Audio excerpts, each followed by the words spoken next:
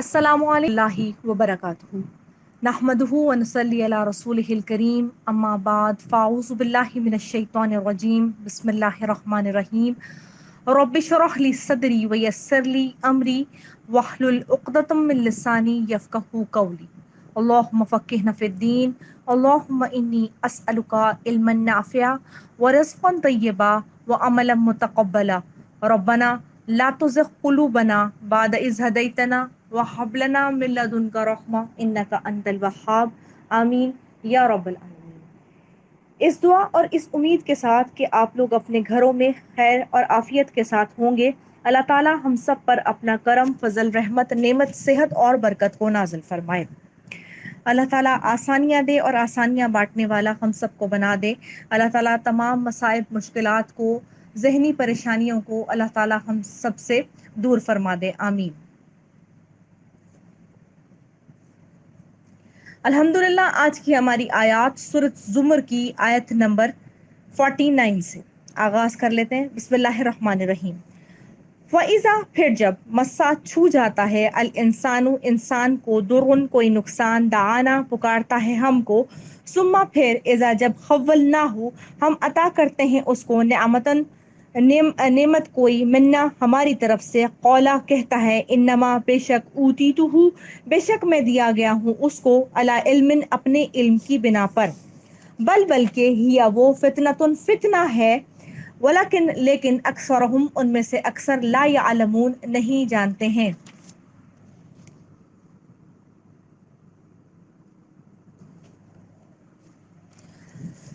इससे पिछली जो आयात थी उनके अंदर अल्लाह तबारक व ताला ने ये फरमाया कि अल्लाह ताला आसमान और ज़मीन को पैदा करने वाला है, गैब और हाजिर को जानता है, अपने बंदों के दरमियान जो कि इख्तलाफ है हक और बातिल का, अल्लाह ताला उसको खुद रोज़े आखिरत में उसका फैसला कर देगा।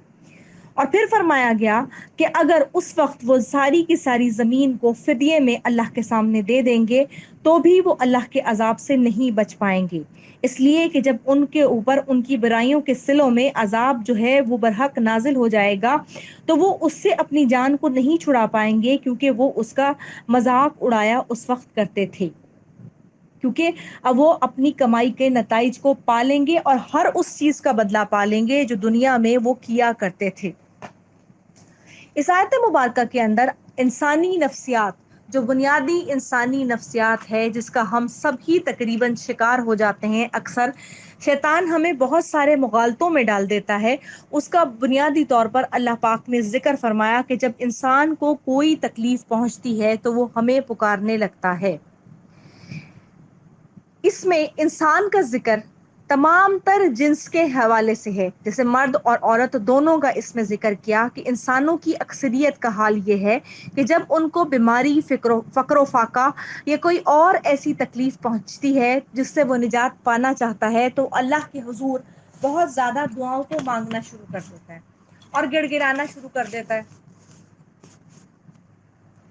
और वो ये चाहता है कि उसकी ये तकलीफ जो है वो मुकम्मल तौर पर फौरन ख़त्म हो जाए। और जब उसको वो चीज़ मिल जाती है, यानी जो नेमत वो अल्लाह ताला से मांग रहा होता है, जब वो उसको मिल जाती है तो क्या होता है, वो ये कहता है कि ऊतीतुहु अला इल्म, कि ये सब कुछ मुझे मेरे इल्म की बिना पर मिली है, यानी ये मेरे इल्म का कमाल है जिसकी वजह से ये सब कुछ मुझे मिल गया। यानी इसको अगर सादा अल्फाज में ये समझें कि जब कोई परेशानी, कोई बीमारी, कोई दुख और कोई तकलीफ इंसान को होता है तो हम रातों को भी उठ के नमाज पढ़ते हैं और हम जो है तहज्जुद भी पढ़ना शुरू कर देते हैं। उसके अलावा हम रोज़े भी रखना शुरू कर देते हैं, हम अल्लाह की राह के अंदर खर्च करना भी शुरू कर देते हैं। और उसके बाद एक इंसानी नफ्सियात की जनरल बात हम कर रहे हैं, तो उसके बाद हम क्या करते हैं, यानी अज़कार में भी इजाफा हो जाता है। हम कोई ना कोई ऐसे वज़ाइफ की तलाश के अंदर भी रहते हैं कि हमें पढ़ने के लिए बता दिए जाए, ताकि हम जो है अपनी बात जो है वो अल्लाह के हुजूर जो रख रहे हैं वो हमें मिल जाए। लेकिन जब हमें कोई चीज़ मिल जाती है, अल्लाह की तरफ से वो अता हो जाती है, हम कहीं ना कहीं एट्रीब्यूशन जो होनी थी वो हम दूसरों को दे देते हैं। اپنے علم کو، یہاں تو کہا گیا کہ اوتیتہ علی علم، کہ جو علم جو میرے پاس تھا نا، جو مجھے دیا گیا ہے، اس کی وجہ سے مجھے مل رہا ہے. حالانکہ علم کا سرچشمہ اللہ تبارک و تعالیٰ کی ذات اقدس ہے، اور یہ علم جو ہے وہ بھی کیونکہ دینے والا ہے اللہ تعالیٰ انسان کو، کہ اس نے عقل عطا فرمائی. نہیں تو دنیا میں بہت سارے ایسے لوگ ہیں جن کے پاس دماغ تو ہے، لیکن دماغ ان کے پاس یا تو بہت بچپن والا ہے، یعنی کہ فلی ڈیولپ نہیں ہے، یا اس طرح کے بہت سارے کیسز ہمارے سامنے آتے ہیں کہ بچے کی نشو نما ہو جاتی ہے لیکن اس کا دماغ نہیں بڑھ پاتا. تو کیا کرتا ہے کہ یہ میرا علم تھا جس کی وجہ سے میں نے اپنا دماغ لڑایا، یا یہ میرا تعلق تھا جس کی وجہ سے میں نے کوشش کی، اور ان تمام تر چیزوں کی بنا پہ پھر مجھے یہ نعمت حاصل ہو گئی. اللہ فرماتے ہیں بل ہی فتنتن، بلکہ حقیقت میں اس کو نعمت جو ملتی ہے وہ ایک فتنہ ہے. فتنہ یہاں ہم جو اردو اور پنجابی میں ایک غلط سینس میں استعمال کرتے ہیں نا فتنہ، کہ کسی کو برا کہنے کے لیے ہم فتنے کا لفظ استعمال کرتے ہیں. عربی کے اندر فتنہ اصل میں آزمائش کی سینس کے اندر آتا ہے، کہ اصل میں جو نعمت ملنے والی ہے، جو یا تو آلریڈی بنا مانگے مل گئی یا پھر مانگ کر ملی، دونوں صورت میں وہ آزمائش کا باعث ہوتی ہے. اب وہ جو آزمائش کا باعث ہے وہ کس صورت میں آزمائش کا باعث ہوئی، کہ اس میں یہ والی چیز ہو گئی کہ اس کی ایٹریبیوشن، یعنی اس کا شکر جو ہے وہ بندہ مومن اللہ کی طرف کرتا ہے یہ نہیں کرتا.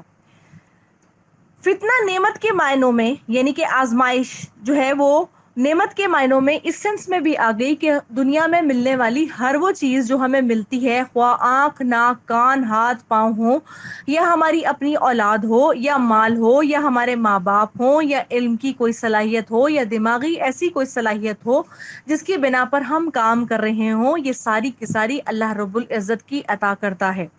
اس میں ہمارا کوئی کمال نہیں ہے. خدا نخواستہ جس دن ان کے اختتام کا وقت لکھا ہوا ہوگا، یہ ساری کی ساری اختتام پذیر ہو جائیں گی اور ہم ہاتھ ملتے رہ جائیں گے. یہی ہوتا ہے نا کہ بعض اوقات جب انسان عاجزی اختیار کیے رہتا ہے تو اس کو نعمت زیادہ ملتی جاتی ہے، لیکن جب وہ عاجزی کے دائرہ کار سے باہر نکلنا شروع ہو جاتا ہے، یعنی کہ غرور کرنے لگتا ہے، تو نعمتوں کا زوال بھی شروع ہو جاتا ہے. اور نعمتوں کا زوال جو ہے وہ ناشکری کی سینس کے ساتھ ساتھ کیا ہوتا ہے، وہ شیطانی چیزوں کے اندر انوالومنٹ کی صورت میں بھی ہو جاتا ہے.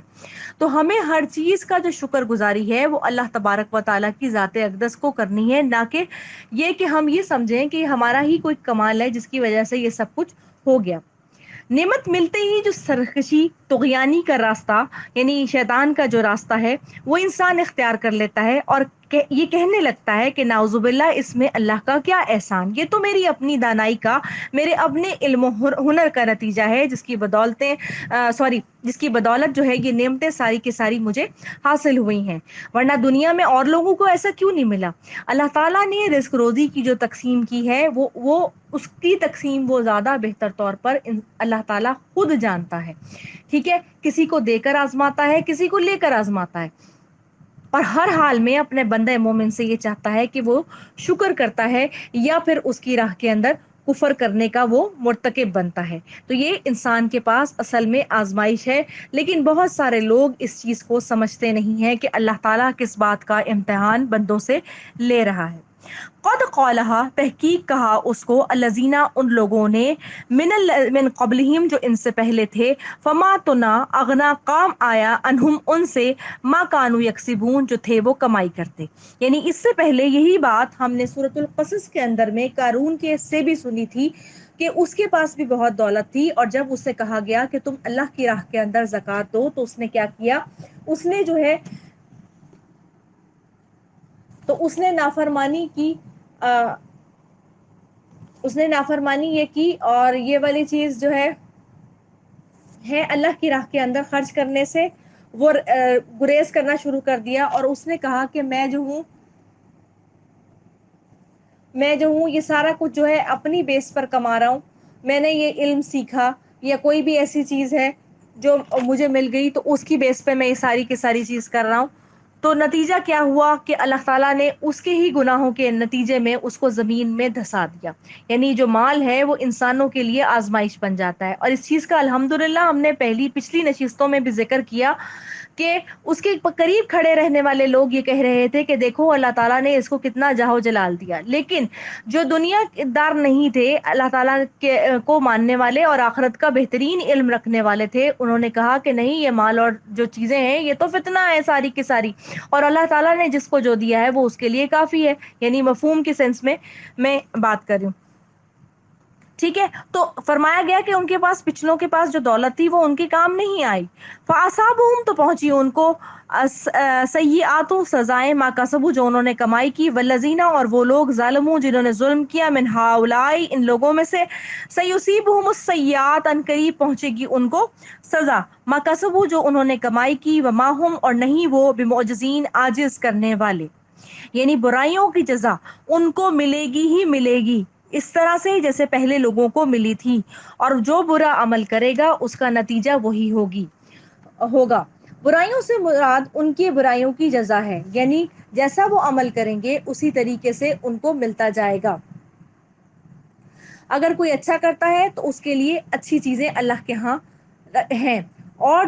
جو برا کرتا ہے اس کے ہاں بری چیزیں موجود ہیں. اور اسی طریقے سے کفار مکہ کو یہ تنبیہ کر دی گئی کہ جو تم برا کر رہے ہو تمہارے ساتھ ایسا ہی ہوگا. اور دوسرے نمبر پہ یہ بھی چیز کہ پھر بعد میں جو ہے گزشتہ قوموں کے ساتھ جو قتل ہوئے اور قحط سے وہ لوگ دوچار ہوئے، تو اس طرح اللہ تعالیٰ کے عذاب بھی تم پر عنقریب آنے والے ہیں، کیونکہ تم بھی انہی کی طرح کی چیزوں میں انوالو ہو. اولم یعلموا، کیا بھلا وہ نہیں جانتے، ان اللہ، کہ بے شک اللہ تعالیٰ، یبسط الرزق، پھیلاتا ہے رزق کو، لمن یشاء، واسطے جس کے وہ چاہتا ہے، ویقدر، اور تنگ کر دیتا ہے. انا، بے شک، فی ذالک، بے شک اس میں، لآیات، البتہ نشانیاں ہیں، لقوم یؤمنون، ایک قوم کے لیے جو کہ ایمان رکھتی ہے. یعنی کہ اللہ تبارک و تعالیٰ کے ہی پاس ہے رزق کی کشادگی اور اس کی تنگی. رزق کی کشادگی اور تنگی میں بھی اللہ تعالیٰ کی توحید کے دلائل ہیں. یعنی اس سے معلوم ہوا کہ کائنات میں صرف اسی کا حکم اور تصرف چلتا ہے، اس کی تدبیر جو ہے وہ مؤثر ہے اور کارگر ہے.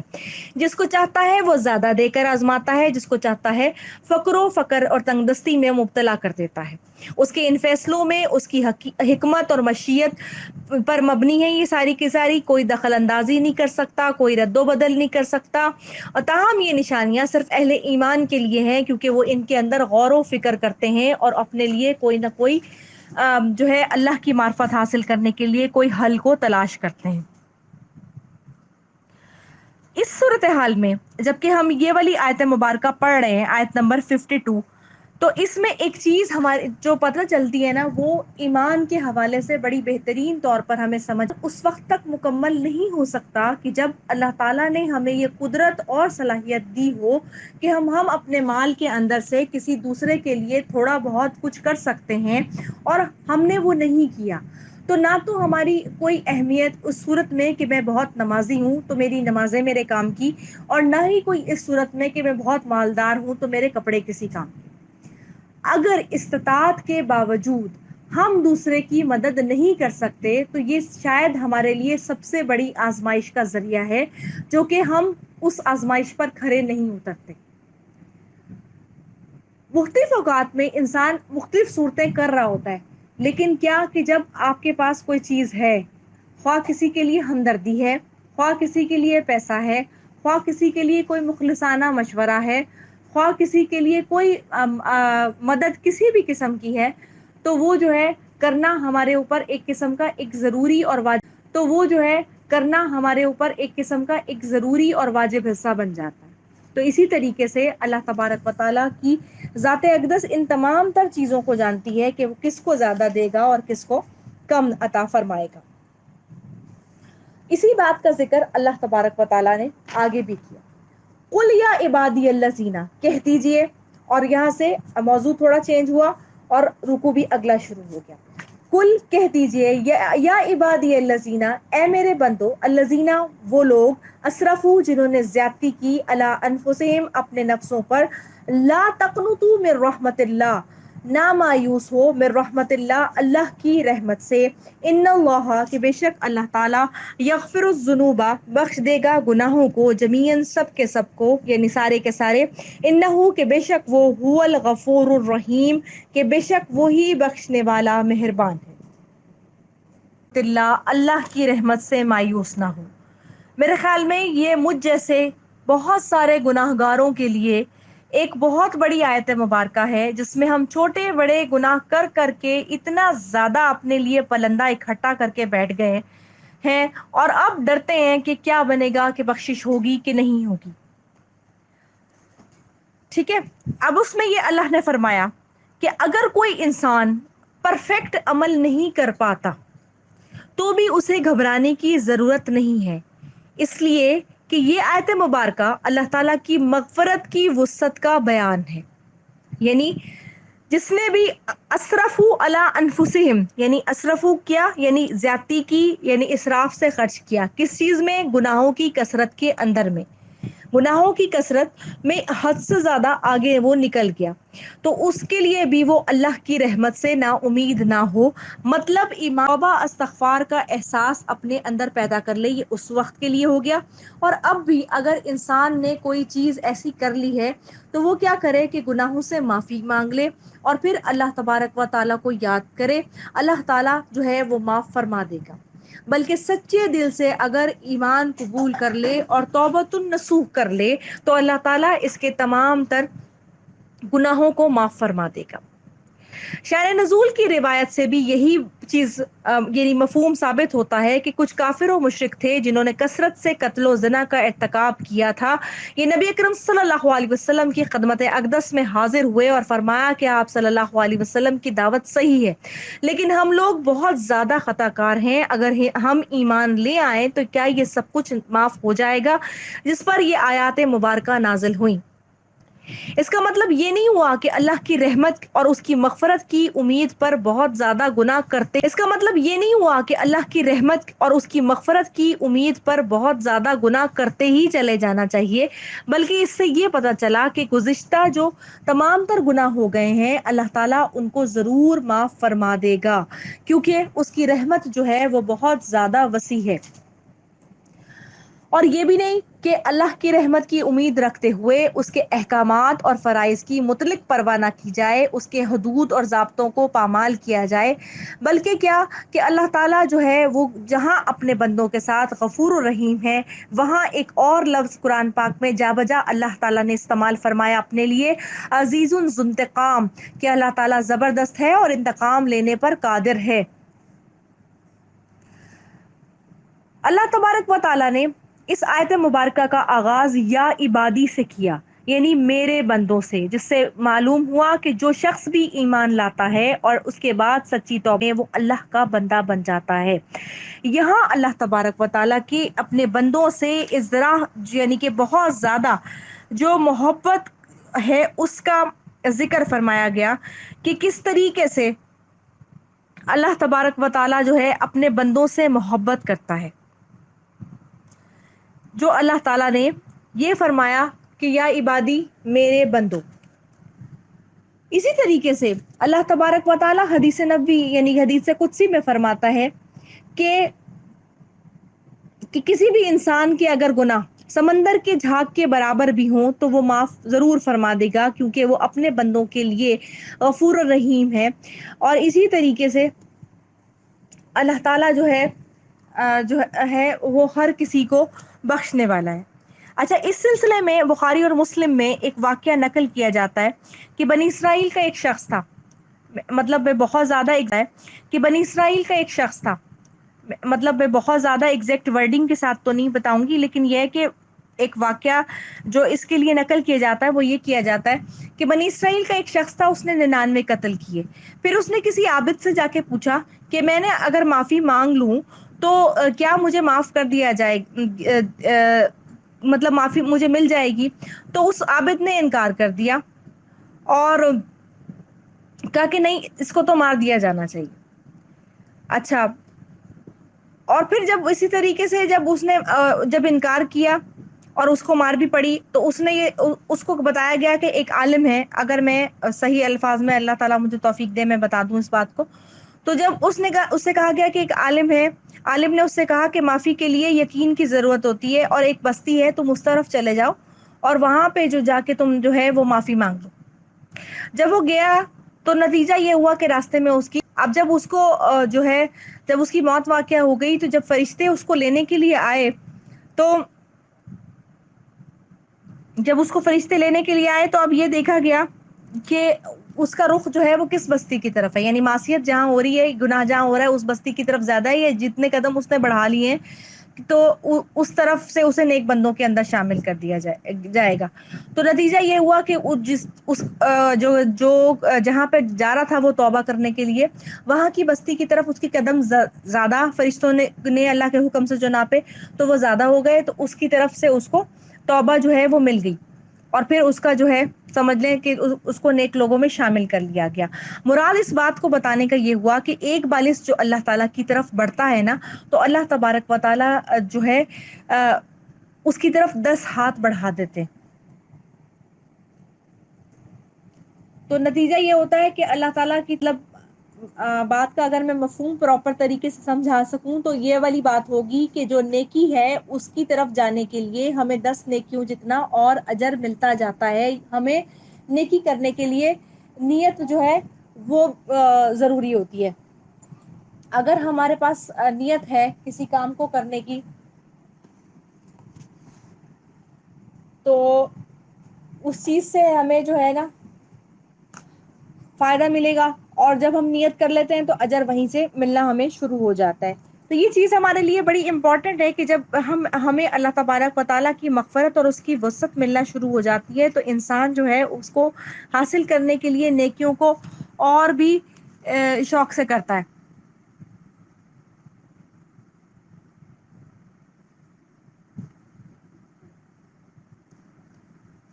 ٹھیک ہے. اور جب وہ کرتا ہے تو پھر وہ گناہ سے بچنا شروع ہو جاتا ہے، گناہ سے بچنا شروع ہو جاتا ہے. اور پھر یہ ہوتا ہے اس کے اندر ندامت آنے لگتی ہے، اور ندامت کے بعد جو ہے نا اس کے آنسو بہنا شروع ہو جاتے ہیں. تو اللہ کی نظر میں جب انسان اعتراف گناہ کرتا ہے تو اللہ تعالیٰ کو وہ بہت زیادہ پسند ہے. آپ صلی اللہ علیہ وسلم جو ایمان کا شوق لوگوں کو دلاتے تھے نا، تو اس میں لوگوں کی راہ میں اصل رکاوٹ یہ آتی تھی کہ ان کو اپنے پچھلے اعمال یاد آ جاتے تھے. تو ان کو خوشخبری یہ دی گئی کہ تم ایمان کے بعد اس طرح ہو جاؤ گے کہ گویا تم ابھی اسی طرح پیدا ہوئے ہو. اور جو ہے ایمان کے بعد جب گناہ کرنے کے بعد انسان کے اندر ایک جو چیز پیدا ہو جاتی ہے وہ یہ ہوتی ہے کہ نہیں، اب مجھے گناہ کی طرف نہیں جانا. اسی طریقے سے جو حضرت ابو درداء کا واقعہ ہے، جو ہم نے پہلے بھی جس کا ذکر کیا تھا، کہ حضرت ابو درداء جب رسول اللہ صلی اللہ علیہ وسلم کے پاس آئے اور آ کر انہوں نے کہا کہ میں ایمان کو قبول کرنا چاہتا ہوں، تو کیا اللہ تعالیٰ مجھے معاف، تو ان کو نبی اکرم صلی اللہ علیہ وسلم نے یہ فرمایا کہ ہاں ضرور معاف کر دے گا. تو پھر وہ کہنے لگے کہ نہیں، آپ کا رب مجھے معاف نہیں کرے گا. نبی اکرم صلی اللہ علیہ وسلم نے فرمایا کہ نہیں، اللہ تعالیٰ تمہیں ضرور معاف کر دے گا. تو اس کے بعد بھی انہوں نے یہی الفاظ دہرائے. تو انہوں نے کہا کہ نہیں، مجھ سے ایسا گناہ سرزد ہوا ہے کہ جس کے بعد مجھے معافی نہیں مل سکتی. تو رسول اللہ صلی اللہ علیہ وسلم نے ان سے پوچھا کہ آپ مجھے بتائیے کہ کیا گناہ ہوا. تو انہوں نے کہا کہ میں اپنے قبیلے کا سردار تھا، اور میں نے اب تقریباً جو ہے وہ 70 بچیوں کو میں زندہ دفن کر چکا تھا، کیونکہ ہمارے ہاں بچیوں کو زندہ نہیں رکھا جاتا. تو اس سلسلے میں پھر یہ ہوا کہ جب اس طرح کی صورتحال جب ہوئی، تو میں کسی کام سے باہر گیا ہوا تھا، اور پیچھے جو ہے نا میری بیوی حمل میں سے تھی. تو میں نے اپنی بیوی سے کہا کہ اگر بیٹا ہو تو اس کو زندہ رہنے دینا، اور اگر بیٹی ہو تو اسے دفن کر دینا. مجھے آنے میں تجارت کے لیے کچھ وقت لگا، تو جب تک میں گھر پہنچا تو میرے گھر کے اندر تقریباً جب میں نے تو ایک 3 ساڑھے 3 سال کی بچی نے، یا شاید اس سے بھی بڑی عمر کی بچی نے دروازہ کھولا. اور جب کھولا تو میں حیران ہوا کہ یہ بچی کس کی ہے. تو اس نے یہ بتایا کہ میں اس گھر کے مالک کی بچی ہوں. تو وہ حضرت ابو درداء کہتے ہیں کہ میں بہت حیران ہوا کہ یہ بچی کیسے رہ گئی. میری بیوی سے جب میں نے غصے میں پوچھا تو انہوں نے کہا کہ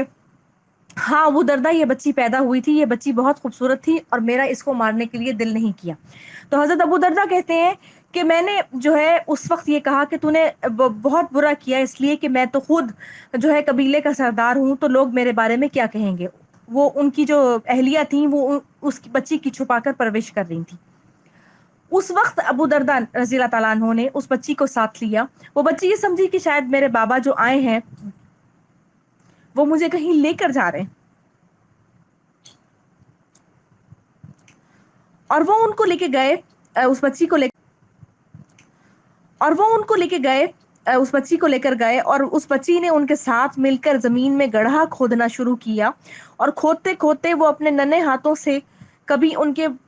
پسینے کو صاف کرتی اور کبھی وہ کھودنے میں مدد دیتی, اور اسی طریقے سے وہ کھودتی گئی, حتیٰ کہ ابو دردہ کہتے ہیں کہ میں نے اس بچی کو اس گڑھے کے اندر ڈالا اور اس آہستہ آہستہ مٹی جو ہے اس پر میں ڈالنے لگا, اور اس کے بعد جو ہے مطلب تقریباً اس کو فل کر کے انہوں نے بچی مدفن کر دی. اور بچی جو ہے وہ پکارتی رہی کہ ابا جان مجھے میرے ساتھ جو ہے ایسا مت کیجئے کہ میں نہیں کچھ کہوں گی آپ کو, کچھ مانگوں گی نہیں, لیکن مجھے رہنے دیجئے.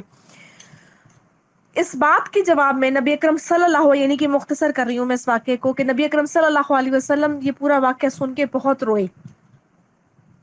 ہمارے اوپر اتنا بڑا احسان ہوا کہ بچیوں کو دفن کرنے کا جو سلسلہ تھا اس بہترین مذہب نے ختم کر دیا. لیکن اس کے بعد نبی اکرم صلی اللہ علیہ وسلم نے ان کے اس ساری کے ساری بات کے سننے کے بعد بھی ان کو یہ فرمایا کہ اللہ تعالیٰ تمہارے اگلے پچھلے گناہوں کو معاف فرما دے. کہنے کا مقصد یہ کہ اللہ تبارک و تعالیٰ سے جب سچے دل سے توبہ کر لی جائے, استغفار کر لی جائے, اور دوبارہ پھر ان گناہوں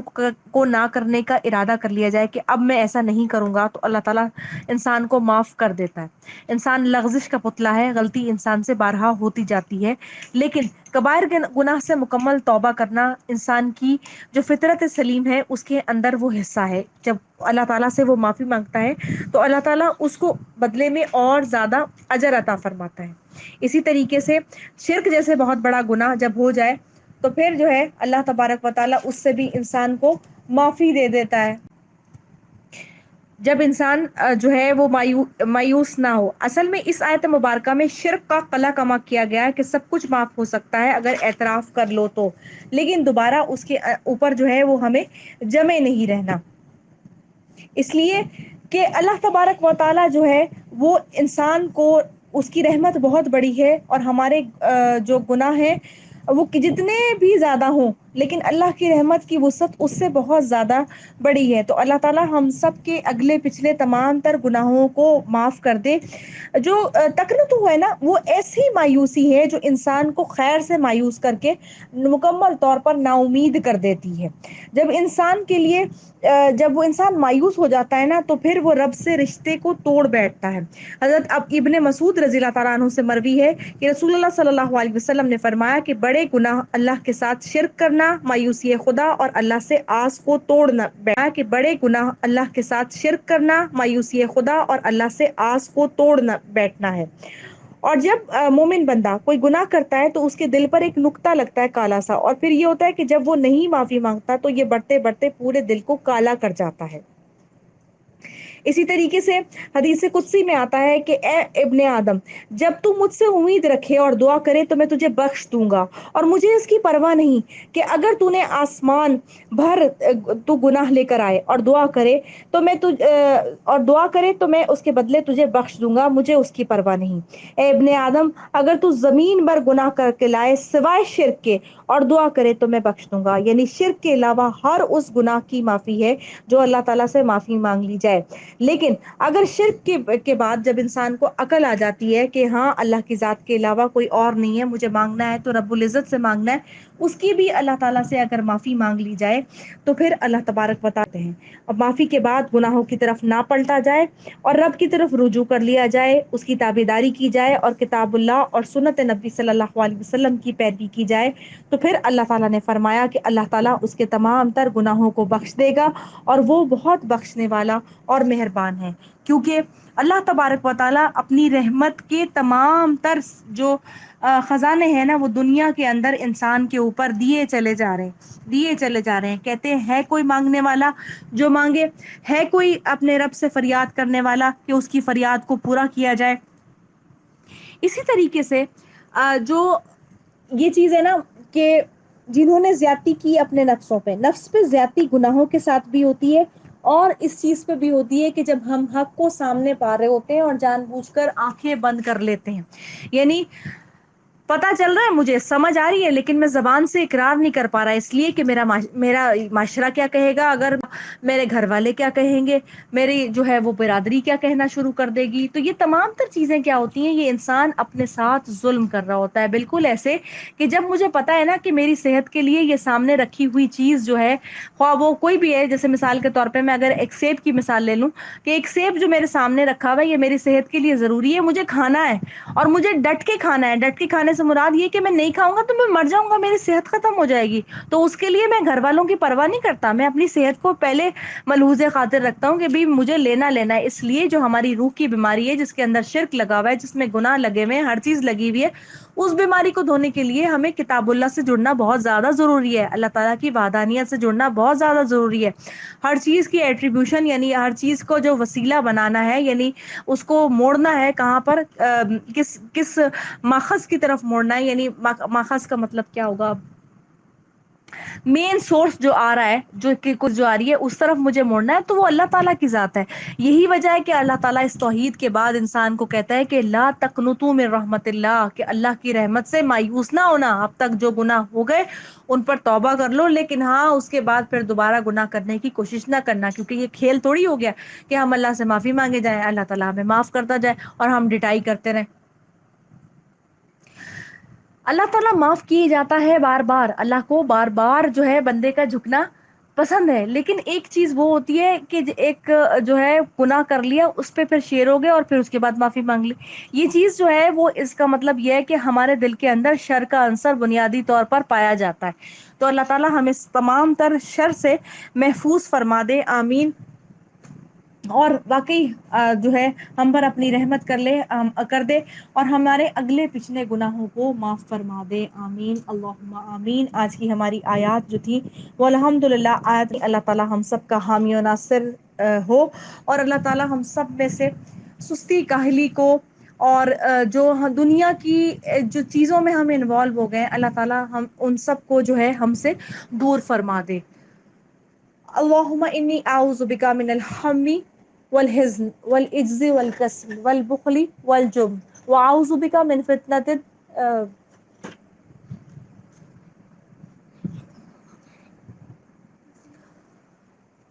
میں دوبارہ پڑھ رہی ہوں، میں بیچ میں اسکپ کر گئی. اللہم انی اعوذ بک من الہم والحزن والعجز والکسل والبخل والجبن واعوذ بک من غلبۃ الدین وقہر الرجال.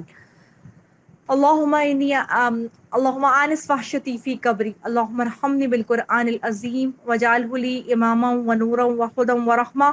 اللہم ذکرنی منہ ما نسیت وعلمنی